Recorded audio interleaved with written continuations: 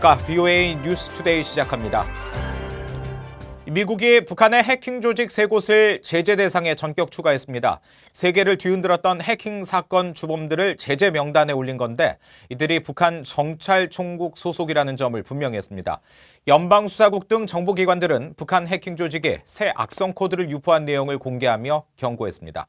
첫 소식 조상진 기자가 보도합니다. 미 재무부 해외자산통제실이 북한 해킹 조직 라자루스와 블루 에너로프, 엔데리엘 등 3곳을 특별지정 제재 대상으로 지정했습니다. 또 이들 해킹 조직이 미국과 유엔의 제재를 받고 있는 북한 정찰총국의 통제 아래 있으며 특히 사이버 첩보와 정보 탈취, 현금 강탈 등 악의적 활동에 초점이 맞춰졌다고 밝혔습니다. 미 재무부는 이어 라자루스가 그동안 다른 나라 정부와 군, 금융, 언론기관 등 주요 사회 기반 시설을 공격한 사례를 지적하며 지난 2017년 미국과 호주, 영국 등 150여 개 나라에 큰 피해를 입힌 워너크라이 랜섬웨어 사태를 꼽았습니다. 다른 두 곳은 라자루스의 하급기관으로 해외 금융기관과 정부, 방위산업체에 집중 공격을 가했다고 지적했습니다. 시걸 맨데커 미 재무부 테러 금융정보 담당 차관은 이번 조치가 불법 무기와 미사일 프로그램 지원을 위해 사이버 공격을 자행해온 북한 해킹 그룹에 대한 것이며 금융망과 사이버 보안 개선을 위해 국제사회와 계속 협력할 것이라고 밝혔습니다. 맨데커 차관은 지난 7월 강연을 통해 북한의 해킹에 대한 대책 마련을 강조했습니다. We've led the Financial Action Task Force in adopting comprehensive measures for how countries must regulate and supervise digital assets, including digital or cryptocurrencies, to address and mitigate the associated anti-money laundering and terrorist risks. 이런 가운데 미 국방부와 연방수사국 FBI, 또 안보부 산하 사이버 안보국도 북한 해킹 조직이 악성 프로그램을 유포한 내용이 담긴 분석 보고서를 지난 9일 발표했습니다. 보고서는 피해 컴퓨터의 사용자 인증을 우회하는 배드콜과 보안 방화벽을 뚫는 전자 물고기가 북한 히든 코브라의 소행으로 드러났다고 밝혔습니다. Nation-state adversaries that we see active in the cyber realm, and that includes Russia, China, Iran, and North Korea. 보고서는 또 사용자들이 악성 코드 관련 활동을 포착할 경우 즉시 국토안보부나 연방수사국에 신고해 줄 것을 당부했습니다. 미국 정보기관들은 북한 정권의 악의적 사이버 활동과 악성 공격에 노출되는 것을 막기 위해 이번 보고서를 발표했다고 밝혔습니다. VOA 뉴스 조상진입니다. 미국 상원 의원들이 북한의 정치범 수용소 철폐와 북한에 대한 최대 압박 유지를 촉구하는 성명을 발표했습니다. 상하원에 계류 중인 북한 강제 수용소 철폐 촉구 결의안이 계속 지지세를 넓히고 있어 통과 여부가 주목됩니다. 이조은 기자의 보도입니다. 상원 외교위 동아태 소위원장인 코리 가드너 공화당 의원을 비롯한 5명의 상원 의원들은 13일 계류 중인 상원 결의안에 대한 지지를 표명하는 성명을 발표했습니다.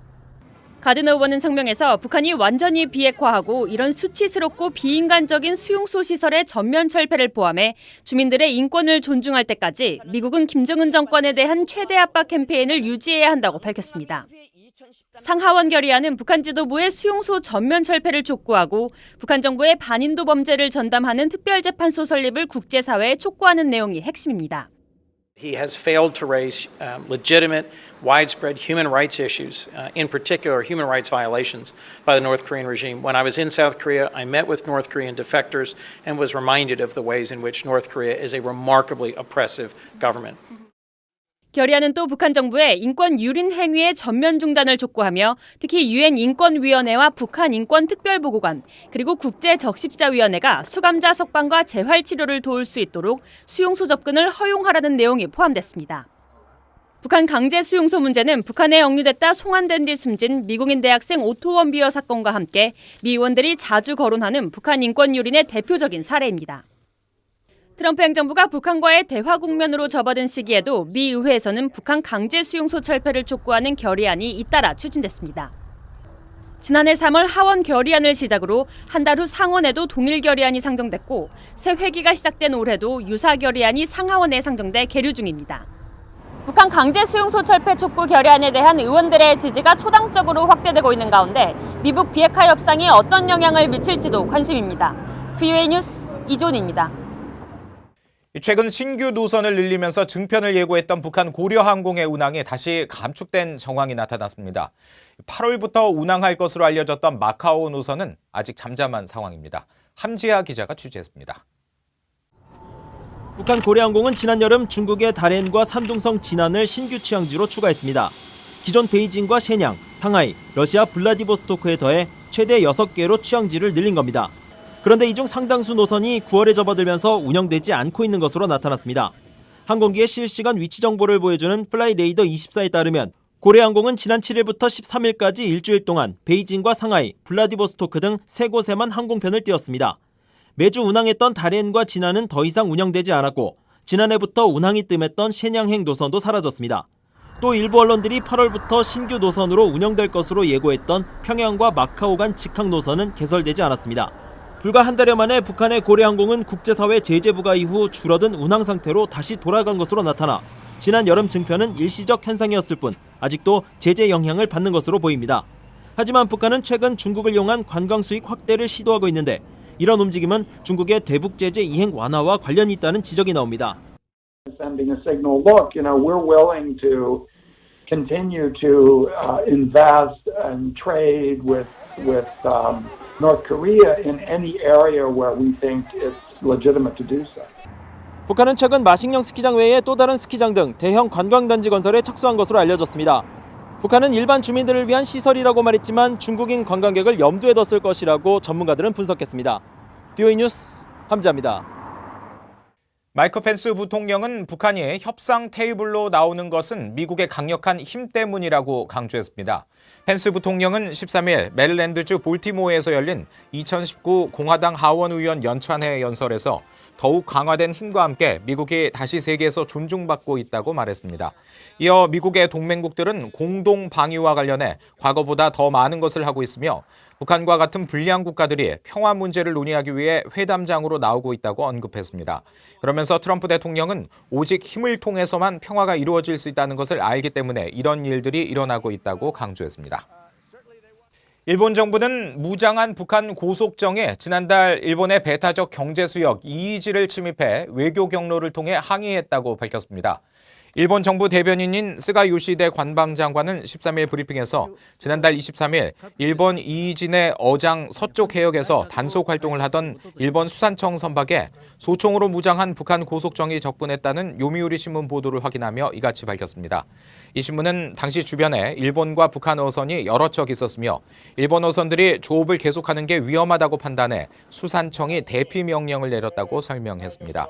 스가 관방장관은 이 보도에 대해 지금까지 밝혀진 사실로 볼 때 북한과 관련된 선박일 가능성이 높다고 보고 중국 베이징 주재 대사관 루트로 엄중 항의했다고 밝혔습니다.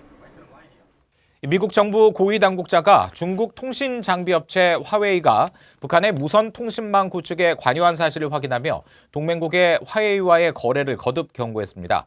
미 국무부의 로버트 스트레이어 사이버 국제정보통신정책 담당 부차관보는 12일 화웨이가 수년간 북한 무선 통신망 구축을 지원했다는 최근 미 언론 보도에 대한 VOA의 확인 요청에 화웨이가 독재 정권들의 기술을 공급하고 있다는 점은 놀랍지 않다면서 사실이라고 밝혔습니다.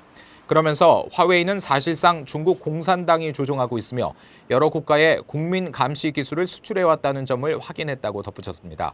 또 동맹국들이 화웨이의 차세대 이동통신망을 도입한다면 미국과의 정보 공유뿐 아니라 군사 동원도 장애가 된다면서 향후 공조 방식을 재고하겠다고 경고했습니다. 지난해 한국에 입국한 탈북민 수는 1,137명으로 지난 2015년에 비해 11% 감소한 것으로 나타났습니다.